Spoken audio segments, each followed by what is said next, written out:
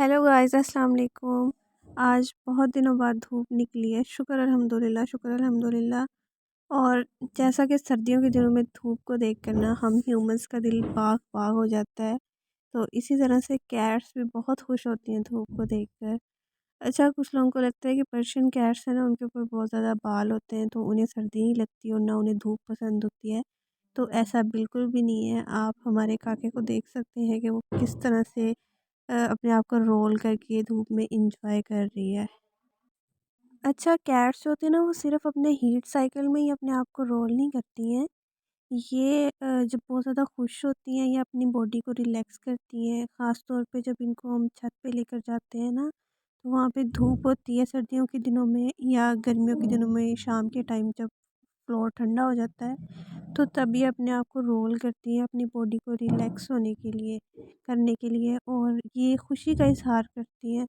और इनका एक सबसे फेवरेट मोमेंट इनका होता है, खुशी का मोमेंट होता है कि ये छत पे आती हैं, एक्सप्लोर करती हैं, भागती हैं, खेलती हैं, अपने आप को रोल करती हैं, तो वो बहुत खुश होती हैं उस टाइम पे।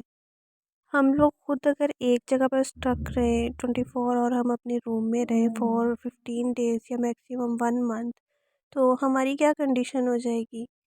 तो फीलिंग्स और दिल तो एनिमल्स के पास भी वही होता है, कैट्स के पास भी वही होता है। तो मैं ये नहीं कह रही कि आप लोग अपनी कैट्स को लेके पार्क्स में निकल जाएँ या उनको गली में घुमाएँ फिराएँ, ऐसी बात नहीं है। लेकिन आप उसको अपने घर की छत पे तो लेके जा सकते हैं ना। और ये भी नहीं है कि आप उसको डेली घर की छत पे लेके जाएँ, उसको ऐसी आदत पड़े कि अगर कभी गलती से दरवाज़ा खुला रह गया है या फिर गेट ओपन है तो आपकी कैट बाहर निकल जाए। ये एक ट्रेनिंग होती है, मतलब जैसे सर्दियाँ हैं तो आप 1 वीक में उसे 1 दफ़ा ले जाएँ।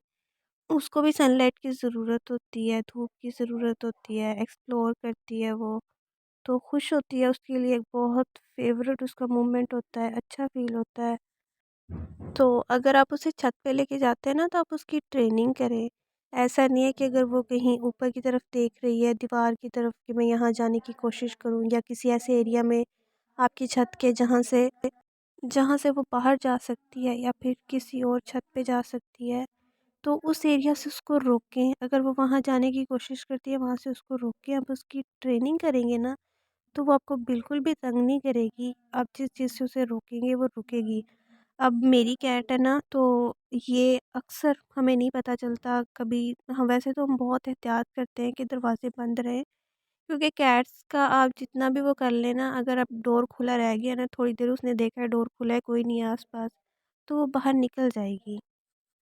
तो जो मेरी कैट है ना, ये हमें नहीं पता चला था, तो ये 3-4 दफ़ा 2-2 3-3 घंटे मुसलसल ये छत पर रही है।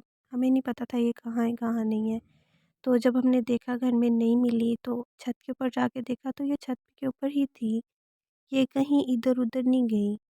तो ये चीज़ है। अब इस चीज़ के लिए आप अपनी कैट को, कि वो कहीं बाहर ना निकल जाए, यहाँ ना चली जाए, वहाँ ना चली जाए, तो ये अच्छी चीज़ है। आप अपनी कैट की केयर करें, उसकी हिफाज़त करें, लेकिन उसकी हर चीज़ का ख़्याल रखें।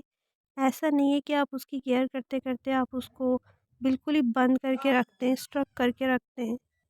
आप अपनी कैट का ख़्याल रखें, ज़रूर रखें, अपने दरवाज़े हर चीज़ बंद रखें, लेकिन उसको वीक में 1 दफ़ा एक्सप्लोर भी लाज़मी कराएँ।